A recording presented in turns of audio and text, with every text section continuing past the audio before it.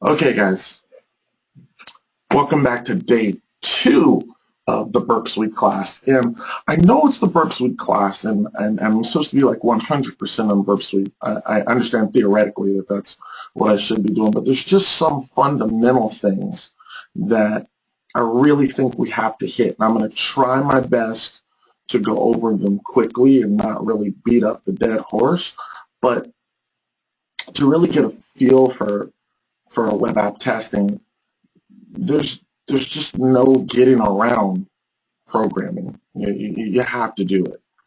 And I'm thinking about this with a student that I had last night. So I had a student of mine last night who's been an intern for a long time, wonderful kid. Um, his name's Dennis. So Dennis and I were on the phone, and he's like, "Hey Joe, can you think of any classes I should really take?" And you gotta bear in mind the kid's taking pretty much every single class I have. Kids help me write courseware. He's taken a bunch of SANS courses. He's taken a bunch of other industry courses. He's got the offensive security certifications. And I had to just say to him, no, you really don't need to take more courses. You really need to learn to program. Like your next step, hacking is problem solving, right? That's what it is. It's problem solving. So you start stage 1 by learning and becoming aware of the tools. Then after you become aware of the tools, then you try to become proficient with the tools. Now, all a tool is a decision tree. Someone ran into a problem, and then they said, well, when I run into this situation, I do this. And when I run into this situation, I do this. And as that series of decisions became repeatable, they turned that into a piece of software. Okay? So someone else's tool is just someone else's solution to the problem. Well, what happens is first you become aware of problems and some people's solutions to them. Step 1. That's just knowing that the tool exists. Step 2 is becoming proficient in the tool.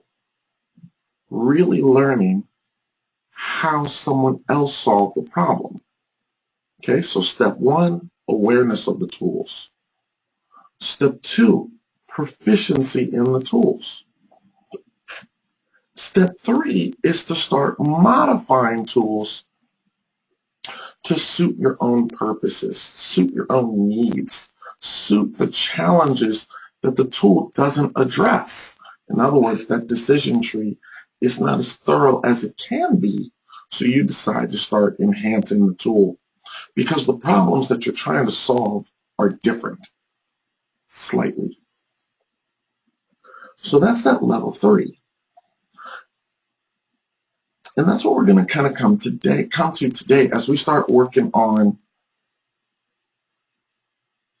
the extensions with Burp Suite. That's what we're working on today.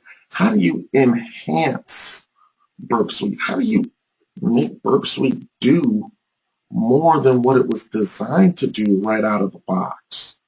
So that's the next evolution. And in order to do that, you don't delve into the advanced. You delve into the fundamentals.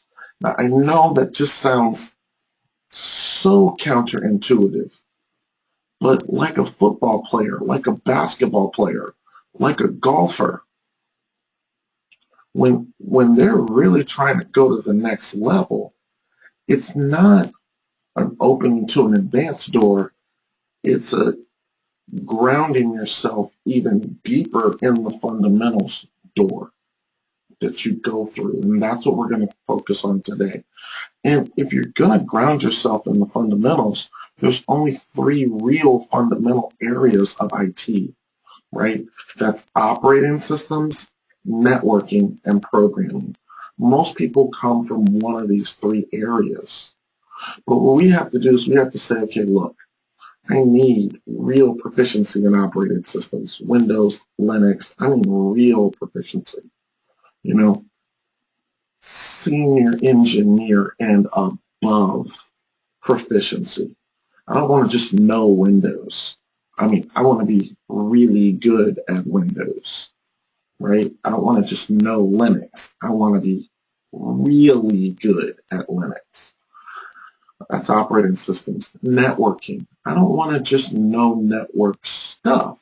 Senior network engineer, CCNP level or higher. I want to be really good at networking. I don't want to be able to just sit in a room and talk about it. I want to be really good, right? Programming. I don't want to just know of programming. I want to be really, really good, right? So you have those three areas. And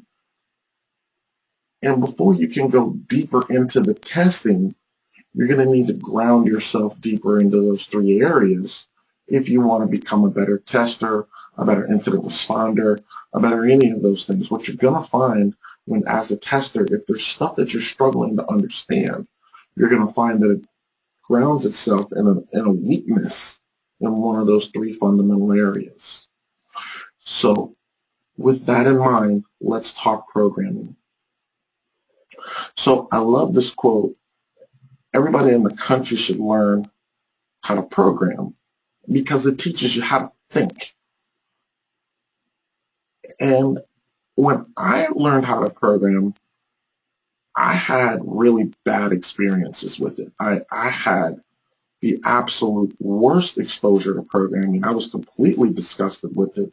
And for 8 years of my career, I avoided it like the plague, with tons and tons, more false starts than I can count. And it's one of those things where you have to just say to yourself, I'm going to learn this. And when I made up my mind that I was going to learn it, all of a sudden things changed. Now, bear in mind, I needed to learn it the way that worked for me, which was YouTube. Books and structured courses did not work for me for learning the program, but we'll get to that later. Let's dive in. I'm a no geekanese kind of guy.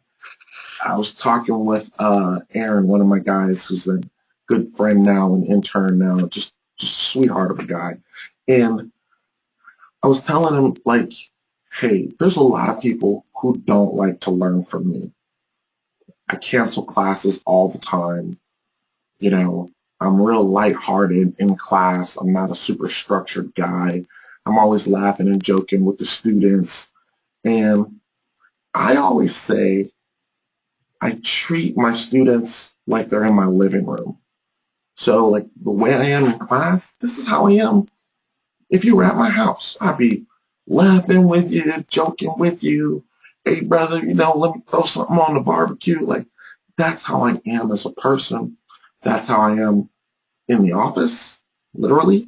Even though I'm wearing a suit, I'm still like that. And that's how I teach. So the way I'm going to teach you programming is that way. I'm not going to teach you Turing's primitives. I'm not going to teach you programming logic. I'm not going to teach you data structures and algorithms. I'm not going to teach you object-oriented programming. None of this stuff makes sense to me. I'm going to teach you programming, and I'm going to teach you programming logic. That's what I'm going to cover right now. And I'm going to cover programming logic in a way that's extremely unique, to say the least, okay? So remember, I'm a regular guy. I like sports. I like barbecuing, right? Like, I'm a regular guy. So we're going to focus on the job, and I'm going to focus on programming from a functional standpoint, not from some esoteric theory standpoint, okay? I need you to learn how to think code. The real secret to being a good tester is that you can think code. Like, you understand everything as a decision tree, and you work through the decision tree.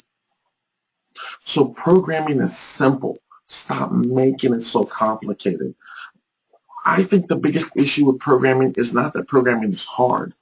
It's that people who often teach programming are so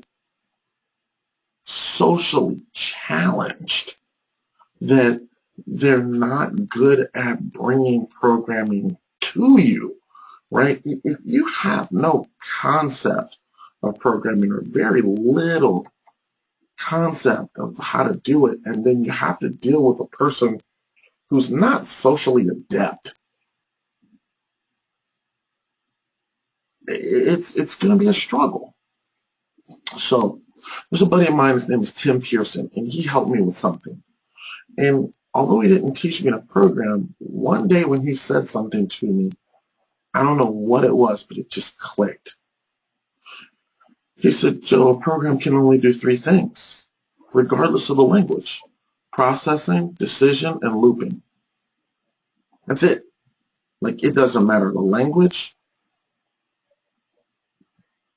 Programming, any language, can only do three things: process, decision, and loop.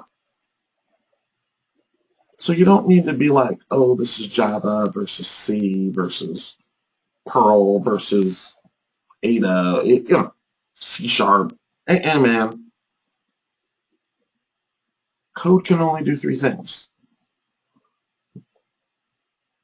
And I really think about this, right? Think about what Albert Einstein said. If you can't explain it simply, you don't understand it well enough. If you look at code, code can read, code can write, code can do math. That's processing.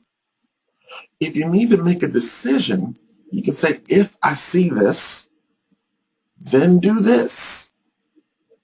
While I see this, do this. Until I see this, do this. Right? These are decisions. In this case, do this. Case statement. Right? For every iteration of this, or for this many times, do this. That's it. If you can think that, you already know how to program. You already do. The only thing you don't know now is syntax, the syntax of the language itself. But if you can think in this construct of processing, decisions, and looping, you're done. You're done. So I want you to think it through. So let's say, for example, you need to write a log parser, right? You need to read the log file. And for every log file, every line in the log file, if you see a particular IP address, write, hey, I found this IP address, right? So you can use this construct that just gave you, and you can write code. Your code may not be pretty. People will call your code ugly. People will call your code spaghetti code. But when you're learning to speak, isn't that what kids do? Right? If you think of how a person learns to talk, they're around it and they use the language, and they use the language very poorly.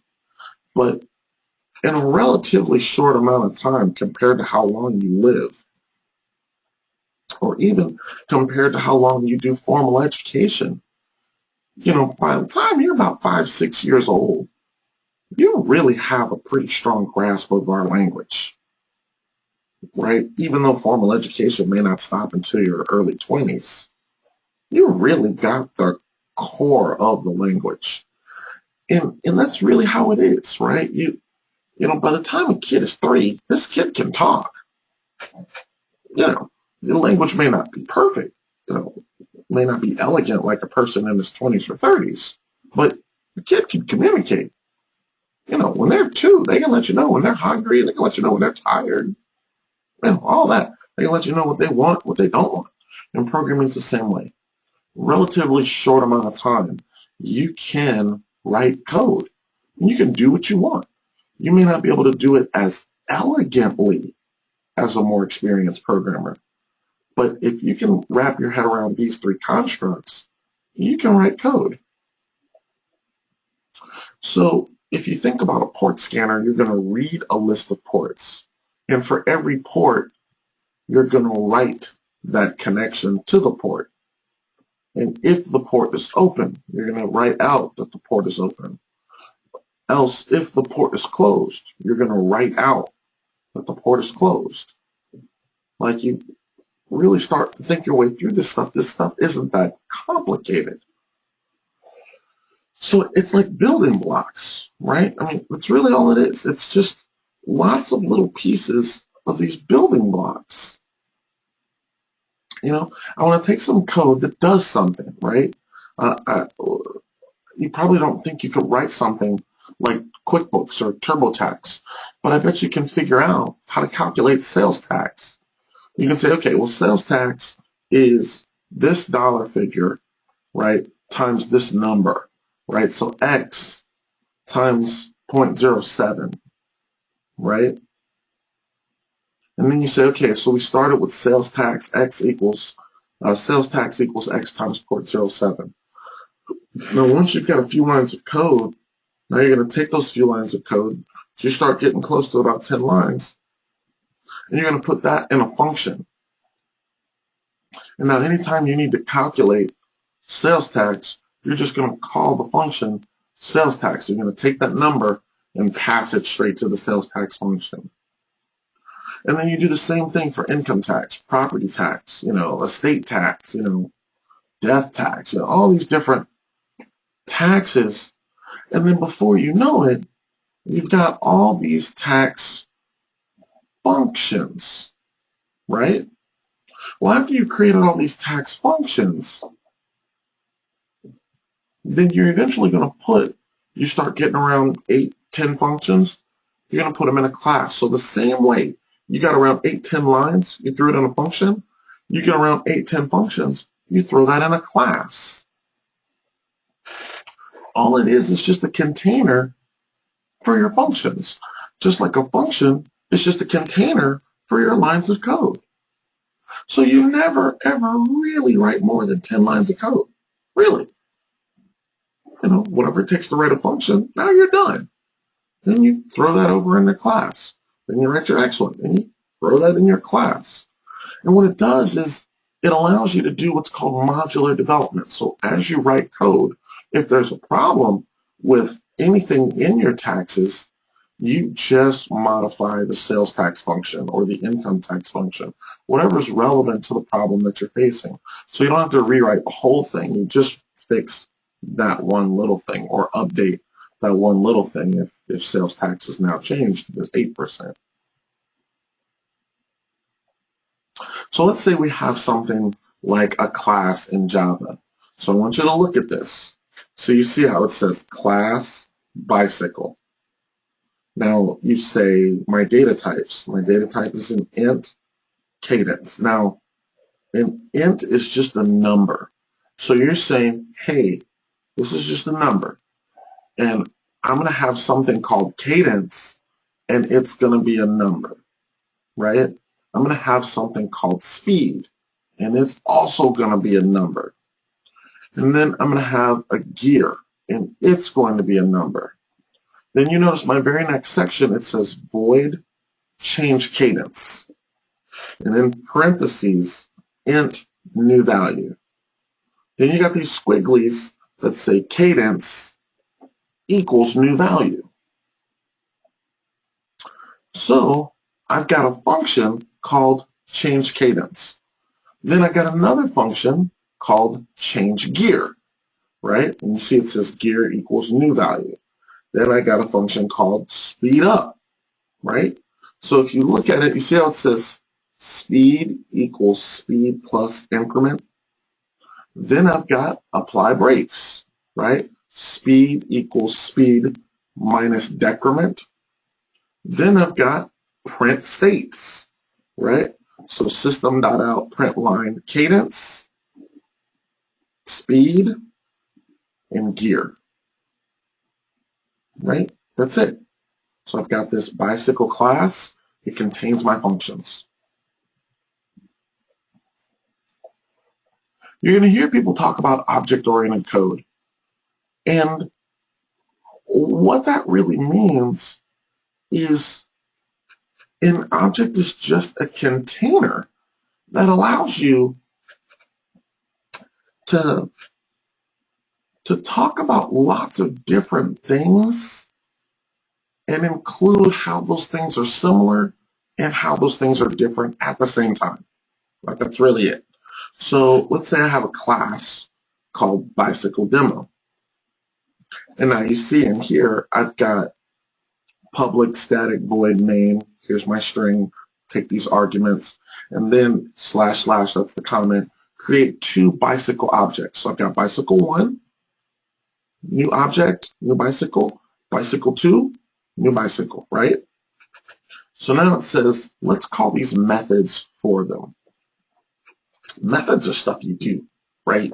So you have object method instance. So I have this entity. I have stuff that the entity can do, like car, drive, object method, right? Object method instance.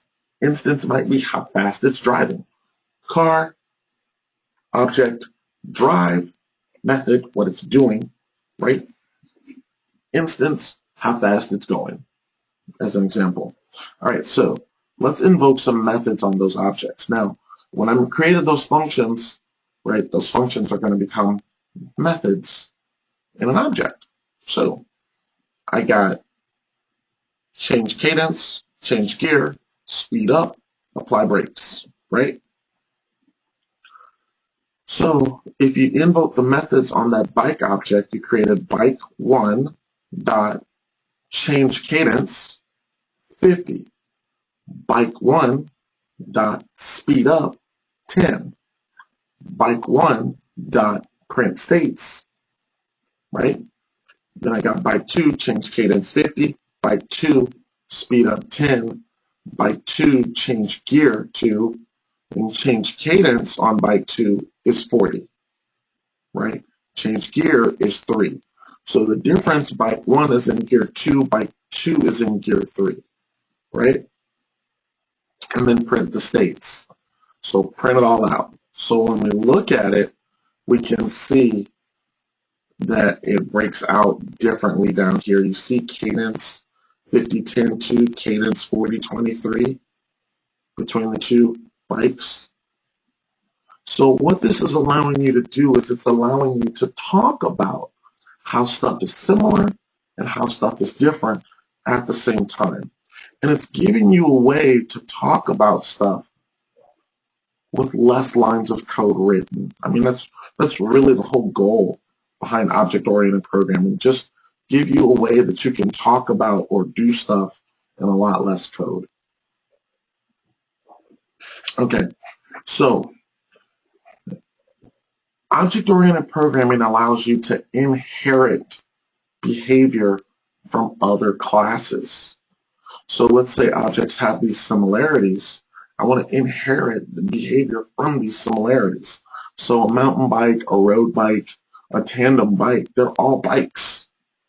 You know, they've got some stuff in common, right? They all got wheels, they all got handlebars, right? But they got some things that are different about them too. So if you look at it, you're going to have this structure of a bicycle, and then it breaks down into a mountain bike, a road bike, a tandem bike, right? So bicycle becomes the superclass, and all of these, right, regular bikes become the regular classes for that bike, okay? So when you start hearing things like array, function, class, library, interpreted languages, compiled languages, I want you guys to make it happen, Captain. Who can give me simple explanations of these things? Who can give me that? Who can give me that? Okay? Who can give me a simple explanation of an array?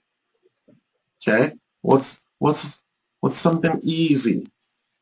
Okay, good. It's a list of stuff, right? Good.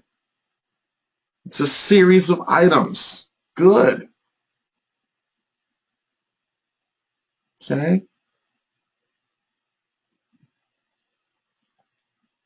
Ordered collection of objects. Okay. Okay.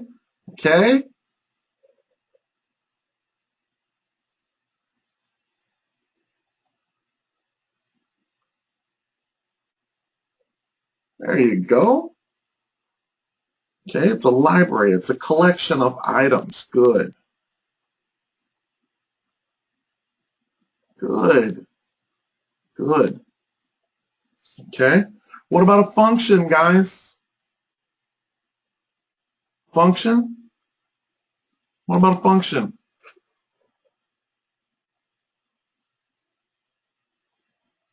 What's a function?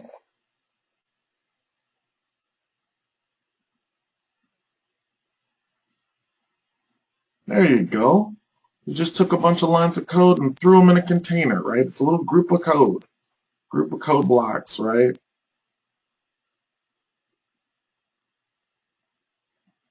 There you go. Interpreted language is just a text file with your code in it. The first line of that text file is going to have the interpreter, right, that's used to run it.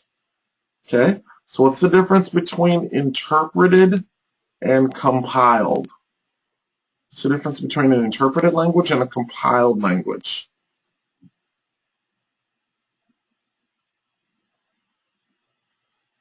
Good. Binary blob of the code that's assembled. Good. Interpreted language.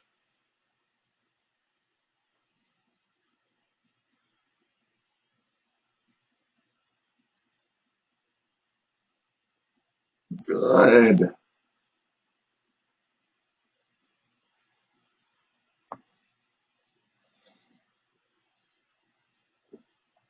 Very good.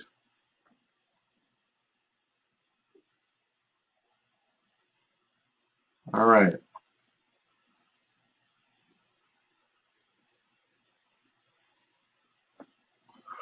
Okay. Software architecture. If you've got the building blocks of code, then the software architecture stuff gets really easy. It gets really, really easy. If you're struggling with the building blocks of code, the software architecture stuff is just going to be lots of alphabet soup, okay? I mean, I'm not kidding. A lot of alphabet soup. You're going to start hearing about MVCs and MVPs and single page applications and all these different things, and you're going to be like, what in God's name are they talking about? And what I would encourage you to do is you can have these slides. Really get comfortable with those foundations of programming, and don't worry about the languages. Don't worry about all the acronyms. That stuff just starts to come the more you're around it. Okay? Okay.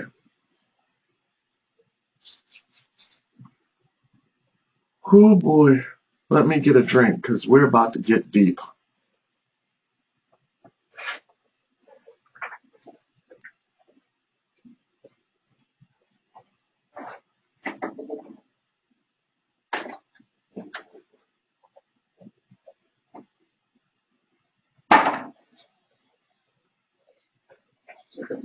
Okay, guys. Software architecture. You're going to be asked with Burp, or you're going to be asked to test this kind of stuff. And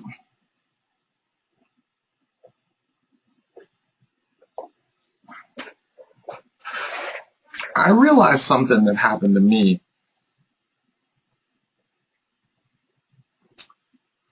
Whenever I thought of software architecture, I always thought of this kind of stuff, right? It's just, it was all over the place to me. And I had an epiphany. I saw this presentation. Like, this presentation changed everything for me when I saw this one slide. And it was about a completely different subject. It was about a completely different subject. But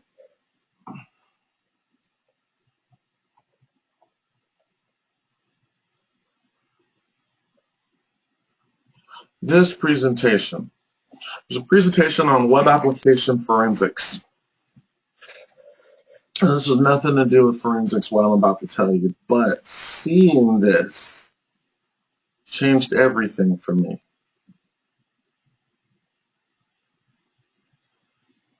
So at the time, I was trying to learn SQL injection. So here I am, trying to learn SQL injection, and I'm getting pretty good at it at the time. But I had some situations where sometimes I could make it work, and sometimes I couldn't. So I would stay on it, and I would fight on it, and fight on it, and fight on it. 2-3 days. Boom, I finally got that SQL injection to work. Another time, 2-3 days, still couldn't get it to work. So I'd call people, I'd email people, people would give me tips. Sometimes it helped, sometimes it didn't. Sometimes it opened up big ahas, sometimes it confused me more.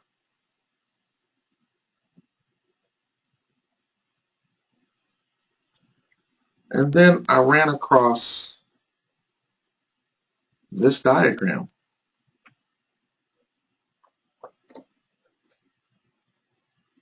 And everything changed. Everything changed. Like, I looked at this and everything changed. Let me tell you why. If you look at it from left to right, you got the client web browser, and he's communicating with the web server right in the center of the screen. Now, people used to say things to me like presentation layer and business logic and resource layer and the application tier, and none of that made any sense to me. I was like, dude, I don't know what the heck you're talking about. But I want you to look at this, right? Your client communicates over the internet, see how it goes through the little cloud, and then talks to this web server. The transport mechanism, the highway, is HTTP. And that's really kind of all I knew. As far as I was concerned, that's how it worked. Now, that HTTP, I knew HTTP response codes. I knew, hey, if the web server says you're good, you get a 200 OK. Web server says, dude, I don't know what the heck you're talking about. You get a 404, file not found, right? I didn't know any other HTTP response codes, but I knew, hey man, if you're good, 200. You're not good, 404. So I would be working on SQL injection, and sometimes I would get an error that would say something like DB script type mismatch. And I would keep trying to do SQL injection. Now I want you to look at this diagram. Look at this diagram. If I get an error message, I'm asking you guys, if I get an error message and my error message is ODBC or JDBC or OLE, object linking and embedding,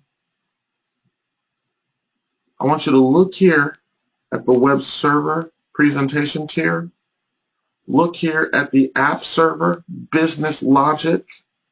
Look here at the database resource. If I have an ODBC, JDBC, OLE error, where am I? Am I here in the web server? Am I here in the business logic? Am I here in the database or resource section? Where am I? David says database. Jen says database. Good. Now, what if I'm getting a 200, a 404, a 301, a 500? Where am I? Where am I? I'm in the web server. Good. Good. Okay. Now, what if I'm getting VB script type mismatch, Doku, runtime errors? Where am I? I'm in the app. I'm in the business logic tier. Does that make sense, guys?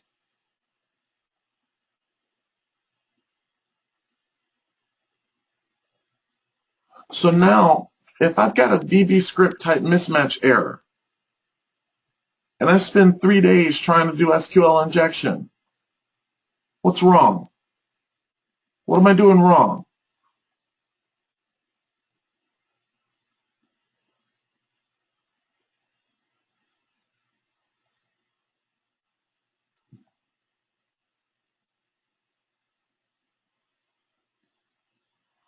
Okay, come on. Why is my SQL injection not working on that VB script type mismatch error? Why is it not working on those Doku errors? Huh? I'm in the wrong tier, huh? I should be looking at the app. Exactly. You found a flaw in the app. You didn't find a flaw in the database. If you got a VB script type mismatch error, you're not at the database tier, right?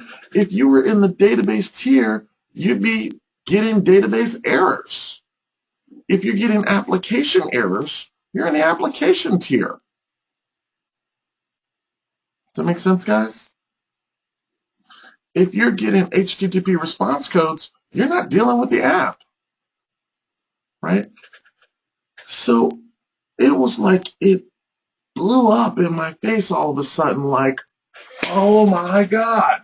Like I'm looking at this diagram and it hit me. ODBC. Okay, guys, what does ODBC stand for? Google it, figure it out. What's ODBC? ODBC, what is it?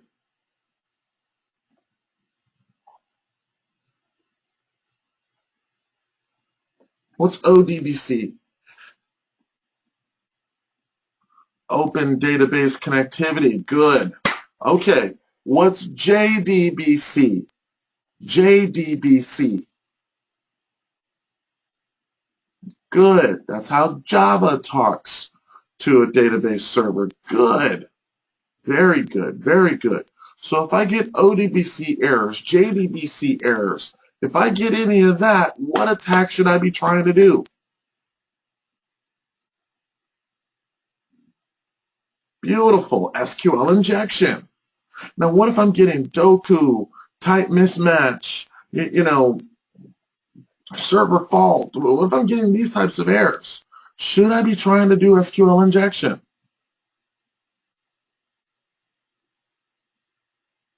No. Absolutely perfect, guys. Exactly, guys. I should be trying to attack the app or attack the server, but I'm not at the database tier. When you're getting application errors, don't attack the database. You're not there. And here was my epiphany, guys. I realized when I think of a network, I visualize the network. I think DMZ, LAN, remote site. That's what you do. How many of you, when we start talking about networks, that's immediately what you go to? In your mind, you see a DMZ over here, and you go, okay, well, it comes through the internet, it goes through the firewall, hangs off to the DMZ, then it comes down and hits the LAN. How many of you do that natively? Like as soon as you start thinking network, you do that in your mind. You guys do that? You do, huh? You do. So here's what I realize the issue is. Programmers do that with apps. They make a Visio in their mind of the app, and they see the web server tier. You see that? They see the business logic tier. Yeah? They see the database tier. And then they start thinking what code stuff goes in each place. Does that make sense, guys? Does that kind of help you?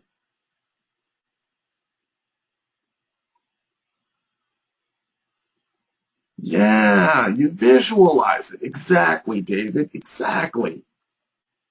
Exactly. So think about this. In this presentation tier, right? Presentation tier where the web server is, right?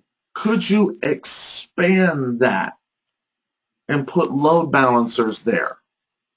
Could you do that, guys?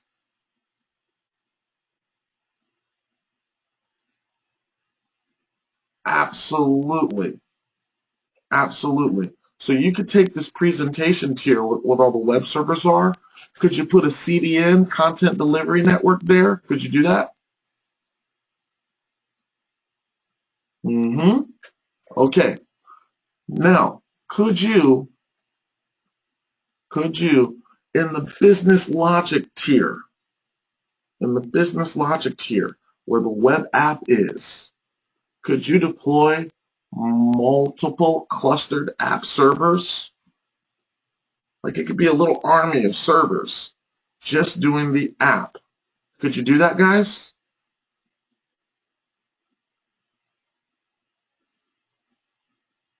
Mm-hmm.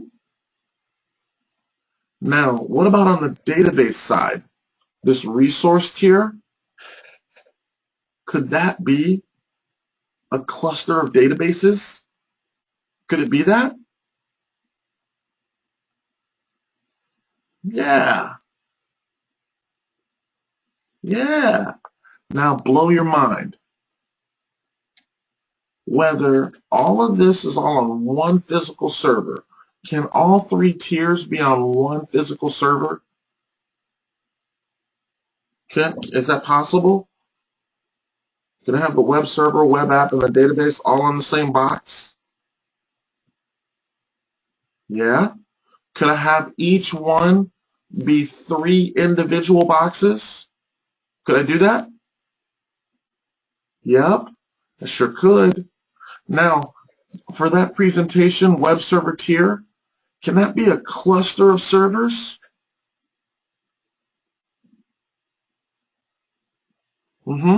For that business logic tier, could that be a cluster of servers? Yep. For that database tier, resource tier, can that be a cluster of database servers? Could it even be attached to a SAN, big storage area network? Could it be that? Yeah? Now ask yourself this. From the wide gamut of what it could be, multiple servers in each possible tier, down to all three running on one server, does the way you test change? And the answer is no. The answer is no. No.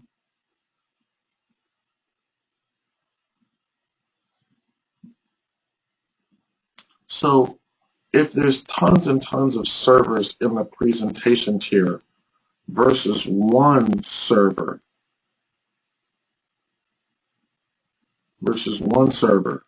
to you, the tester, it's the same.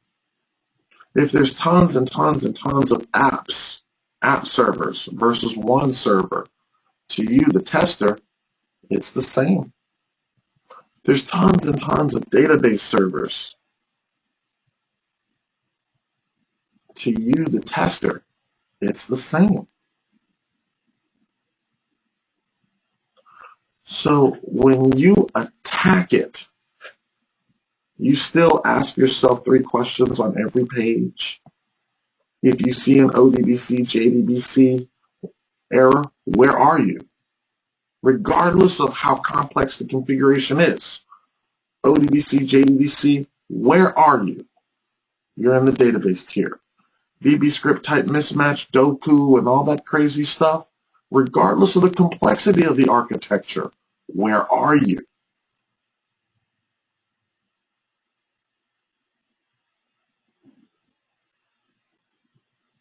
If you see that, where are you?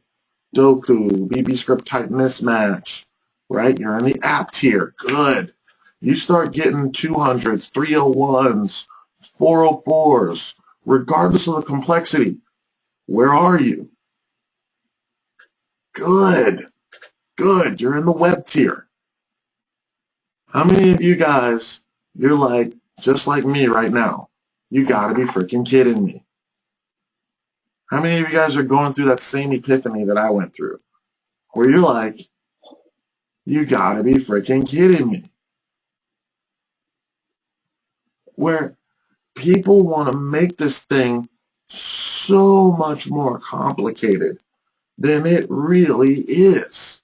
At the end of the day, all I care about as a tester is where am I in this set of tiers, right? That's all I care about. Where am I? Because once I know where I am, I know what to try, right? If I'm on dealing with the web server, I'm looking for web server misconfigurations. Does he have web dev? Does he have prop find turned on? Does he allow web server put methods? Are there default files, sample files loaded on the web server? Like, if I'm dealing with web server stuff, I look for web server issues, right? Misconfigurations. Web server stuff, that's all configuration management stuff. So from a risk perspective, what I'm looking for as the attacker, if I'm getting the 200s, the 301s, the 404s, I'm looking for a misconfigured web server. Why am I looking for a misconfigured web server when I'm getting 200s, 301s, 404s? Why am I looking for that, guys?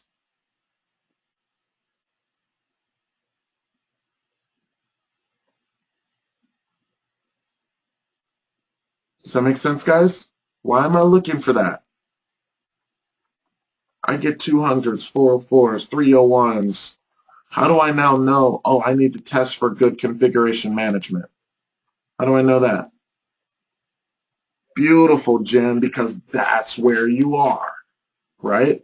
Okay, what if I'm getting, Doku errors, VB script type mismatch, and all this kind of stuff? Why do I not do SQL injection? Why am I not trying XML injection? Why am I not trying XPath injection? Why?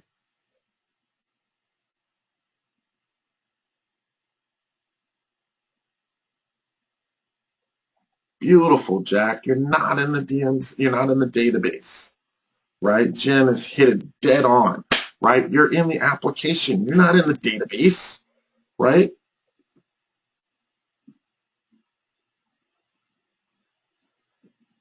Beautiful, beautiful, beautiful, beautiful. Okay, where would XML files be? XML is the data store. XML is the data store, so XML is the resource. So even though it's a file, it's still the resource, right? It's still the data store. Okay. All right. Now I got a question. David's like, hey, so where would your DMZ be? Would it be on the edge of your intranet? Honeypot? How does that kind of stuff factor in? And to you, there is no network. To you, the attacker, there is no network. There is no DMZ to you, right? There just isn't, not to you. The reason I'm saying there is no DMZ not to you, because until you break out of this architecture and from this try to jump somewhere else, you don't see the network. You really don't. Now people say, well, what if you have your presentation layer, web servers, in one subnet, you have your app layer in another subnet, and you have your database layer in another subnet that's completely transparent to you, because all three are going to be able to communicate with each other. And you as the attacker ride the communication medium that these servers utilize. If you talk from the web server and that web server pass a request to the app server over port 80, even though it's XML RPC or SOAP or REST to you, you don't even realize that you just got handed over to another subnet. You don't care. If the app server is in a different subnet than the database server, let's say the app server is in the DMZ and the database server is inside of the LAN, as you are now riding that communication pathway to the database, this is why people go, oh, I'm going to restrict access to all ports. You can only communicate with the web server, the database web server, the app server can only communicate with the database server on the data port. So when I'm doing SQL injection, I'm communicating with the database server over the database port. Doesn't matter what firewall freaking rule you put in place. As long as you allow the app server to talk to the database, the attacker, it's transparent to them. Now, when you decide I want to break out of this construct and start attacking other servers, that's when the network becomes relevant. But until then, it's completely transparent to you. You don't even think about it.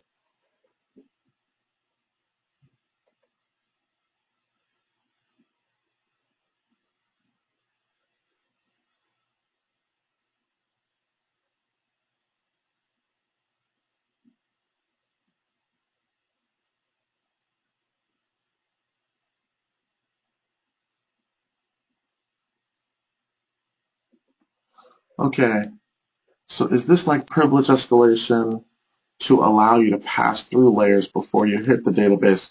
Yeah, you can do it, but privilege escalation isn't required to do this, because these are the communication mediums that each of these entities uses, right? So you just ride these suckers set up. Yeah, yeah, John, you're correct. You still do have a separate list of tests for each tier, right? But you need this to help you visualize what you're doing where. A lot of people, when I'm testing, they want to know, hey, Joe, how did you know to go there? How did you know to try that? And it's this view of the big thing that makes you know what to do in each area, right? Like John, I can see you just had a big aha moment where you're like, you need configuration management testing, you need application testing, you need database testing. But now, based on each individual error, you now know your attack path. You see what you just figured out, right? You know what to try where. So you don't need to be the best tester in the world, right? You don't need to be the best tester in the world. Every day you're going to learn a brand new trick, right? But it doesn't change your overall big picture of how you attack.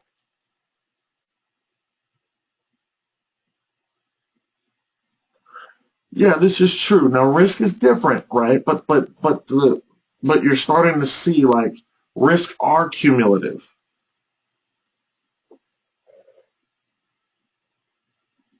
There are cases where app tier control weaknesses do leak over into database and server weaknesses. That's correct. Okay, so let me break this back, guys. Okay, this week I had to teach an exam. So all this week I've been teaching a class called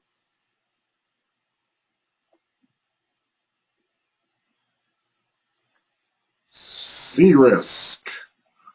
So all week, I was knee deep in teaching ISACA stuff, right?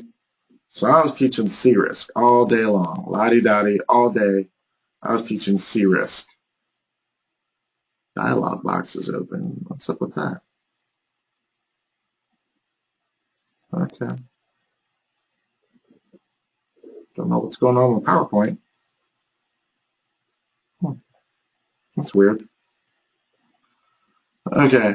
Now, risk and security are two different things, right? From a functional tester, you just want to know, is this vulnerable? Risk takes into account the value of the asset, the category of the threat that may attack the asset, and then the controls that you're applying, right?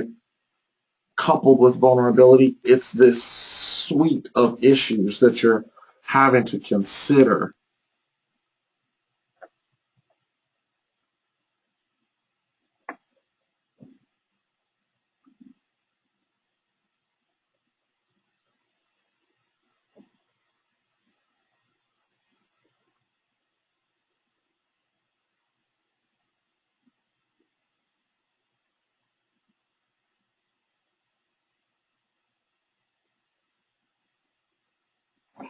So risk takes into account so much more than just pure vulnerability testing.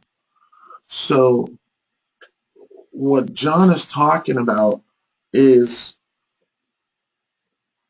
how does the presence of vulnerabilities in this particular environment affect risk?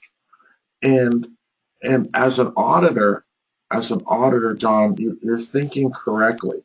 Now that you can look at an app in its respective tiers, you now know which set of controls to be testing for in each tier. Now, the reason that that's important is because as you start to go after something, you start to mess with an app. When you mess with an app, to you, you just see a page, right? If I go to CNN.com, I just see a page, right? Like, that's all I see. So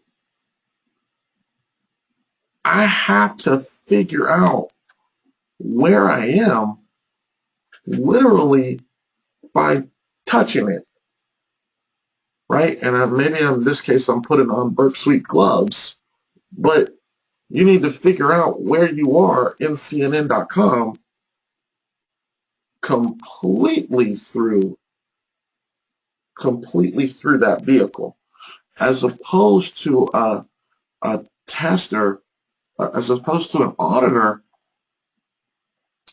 who has the ability to sit down next to the admin or the developer and ask about each different area, right?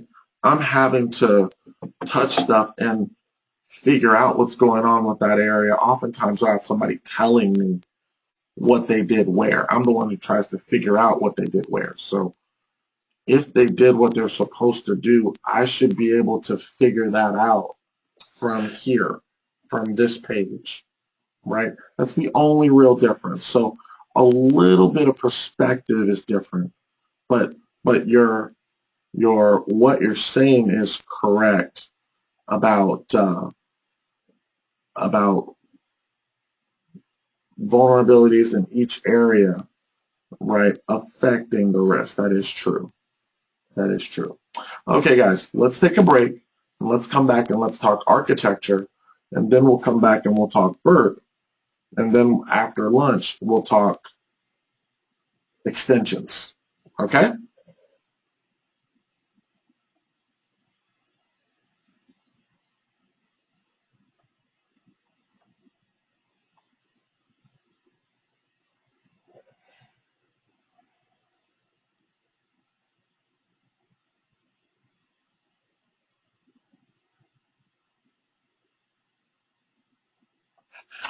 Let's see.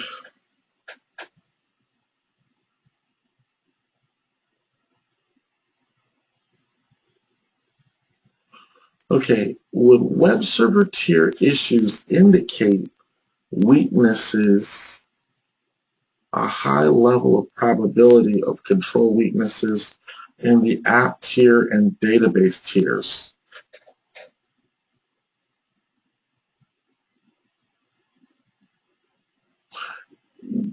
Yes, yes, that is possible, but you gotta remember you're testing two different things, right? So if there's server configuration errors, server configuration issues, then yeah, Group A, who handles server configuration, really needs to work on how well they do controls. The apps that are on top of the server, right, the web apps that are sitting on top of the server, the database that's sitting on top of the physical server, the guy who's applying security controls, patch management, directory permissions, all the things that he's applying on the server is different than the programmer writing the code that sits on top of the server.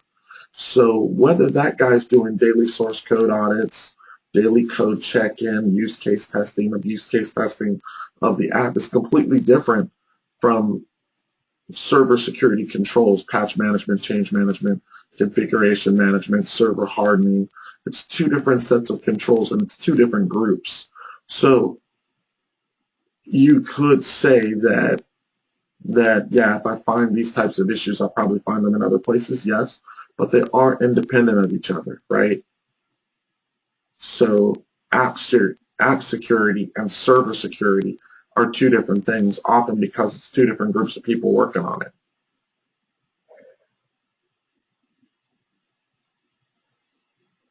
That is very true, right? Because the same team manages all of the servers, right? So whether it's a database server or a mail server or a web server or an app server, if these guys suck at doing patch management and change management and configuration management on their servers, it doesn't matter how hard you've done testing the app and vice versa. You can do great on the system configuration, system security configuration side and have poor source code and still be just as vulnerable. You are correct. Yes. As long as we remember that.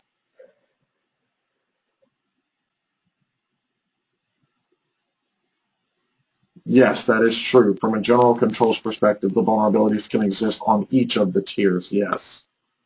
Yeah. Just because it's a database server, it's still a server, right? You boot up and you install server 2012, then you install MSSQL server 2014 on top of it, hit next, next, next, next, next, next. That sucker's still a server.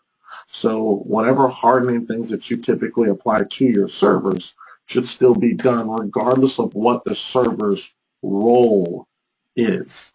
If it's an app server, you spin up Microsoft Server 2012, then you start installing your C# application on top of it. It is still a server regardless of its role as an app server, right? The same security configuration needs to be applied to that server. That is correct.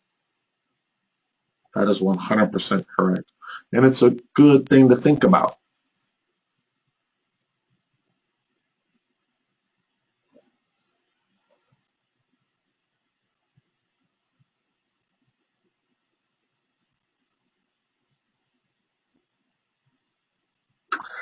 I don't know that you should test on this. If you're running vulnerability scans and all that kind of stuff, this is how the testing is being done. Um, the only thing I would say is you just need to ensure that you do app and database testing as well. So, short version, yes, John, you're correct. You should test on this. What you just want to ensure is that people are not only doing system security testing, which is generally what they do, right? They run Nessus, they run Qualys, they run whatever their vulnerability testing suite of software is, and they don't really deal with the app and they don't really deal with the database.